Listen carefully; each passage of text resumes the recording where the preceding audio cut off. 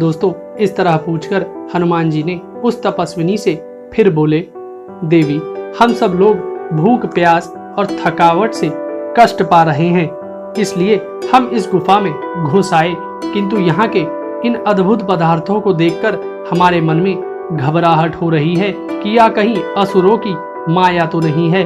हम जानना चाहते हैं कि ये सोने के विमान, चांदी के घर, फल मूलों से लदे हुए ये सुवर्णमय वृक्ष किसके तेज से प्रकट हुए हैं? यहाँ के निर्मल जल में सोने के कमल कैसे उत्पन्न हुए? इन सरोवरों में मत्स्य और कछुए सुवर्णमय कैसे दिखाई देते हैं? यह सब किसके तपोबल का प्रभाव है? हमें बताने की कृपा करो। हनुमान जी के इस प्रकार पूछने पर उस तापसी ने उत्तर दिया, वानर श्रेष्ठ, माया विशारद मैं का नाम तुमने सुना होगा। उसी ने अपनी माया के प्रभाव से इस समूचे सुवर्णमय वन का निर्माण किया था। मायासुर दानवों का विश्वकर्मा था।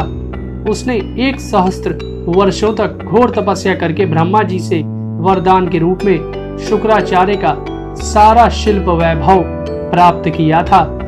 मायासुर ने इस वन का निर्माण कर कुछ काल तक यहाँ सुखपूर्वक निवास किया था। आगे चलकर उस दानव का हेमा नाम की अप्सरा के साथ संपर्क हो गया। यह जानने के बाद देवेश्वर इंद्र ने उसके साथ युद्ध करके उसे यहाँ से मार भगाया था। तब ब्रह्मा जी ने यह उत्तम वन, यहाँ का अक्षय काम भोग तथा यह सोने का भवन हेमा को दे दिया था। मैं मेरु सावर्णी की कन्या हूँ। मेरा नाम स्वयं प्रभा है। मैं उस हेमा के इस भवन की रक्षा करती हूँ। नृत्य और गीत की कला में चतुर हेमा मेरी प्यारी सखी है। उसने मुझे अपने भवन की रक्षा के लिए प्रार्थना की थी, इसलिए मैं इस वन का संरक्षण करती हूँ। तुम लोगों का यहाँ क्या काम है? किस उद्देश्य से तुम इस दुर्गम स्थानों में विचरते हो? इस वन में आना तो बहुत कठिन है। तुमने कैसे इसे देख लिया? तापसी ने ऐसा कहकर हनुमान जी से पुनः कहा कि पहले तुम लोग फल मूल खाकर पानी पी लो, फिर मुझसे अपना सारा वृत्तांत कहो।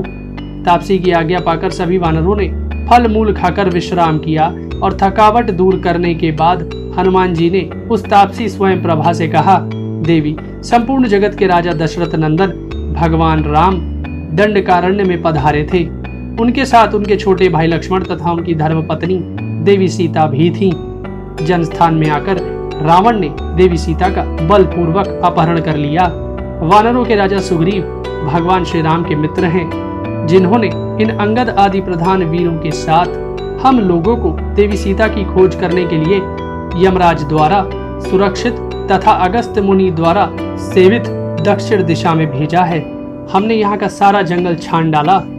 अब दक्षिण दिशा में समुद्र के भीतर उनकी खोज करनी है। यही हमारा कार्य है और इसी कार्य से हम एक गुफा से होते हुए इस वन तक आ गए हैं। हम भूख से मर रहे थे, तुमने हम लोगों के प्राण बचा लिए। अतः बताओ, ये वानर तुम्हारे उपकार का बदला चुकाने के लिए क्या सेवा करें? हनुमान जी की बात सुनकर तापसी बोली, मैं तुम सभी वानरों पर यूं ही बहुत संतुष्ट हूँ। धर्म अनुष्ठान में लगी रहने के कारण मुझे किसी से कोई प्रयोजन नहीं रह गया है। तापसी की बात सुनकर हनुमान जी ने उससे कहा, देवी, तुम धर्माचरण में लगी हुई हो, अतः हम सब लोग तुम्हारी शरण में आए हैं।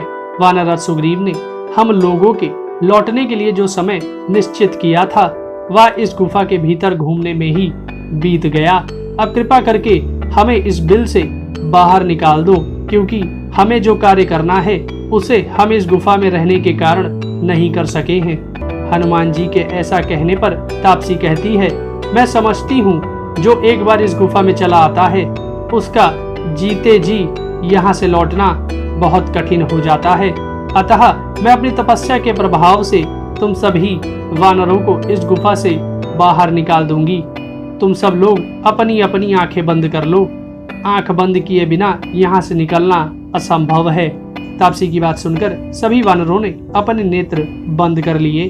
तब स्वयं प्रभा ने पलक झपकते ही सभी को गुफा से बाहर निकाल दिया। तापसी के कहने पर जब सभी वानरों ने आंख खोली तो वह उस तापसी स्वयं प्रभा के साथ गुफा से बाहर थे। तब तापसी ने सभी वानरों से कहा, वानरों, यह रहा वृक्षों और लताओं से व्याप्त विंध्यगिरी और इधर यह प्रश्नवनगिरी और यह सामने महासागर लहरा रहा है। अभी तुम्हारा कल्याण हो, मैं अपने स्थान पर जाती हूँ। इतना बोलकर स्वयं प्रभा वापस अपनी गुफा में चली जाती है। मायासुर की गुफा में वानरों का वह 1 माह का समय बीत गया था, जिसे राजा सुग्रीव ने लौटने का समय निश्चित किया था। सभी वानर एक दूसरे से यह कहते हैं कि राजा के आदेश के अनुसार 1 मास के भीतर हम अपना कार्य नहीं कर सके। सभी वानर इस बात से निराश और भयभीत होकर पृथ्वी पर गिर पड़ते हैं, क्योंकि वह जानते थे कि वह अपने कार्य में सफल नहीं हो पाए हैं। ऐसी दशा में उन सभी लोगों को अपने प्राणों से हाथ धोना पड़ेगा।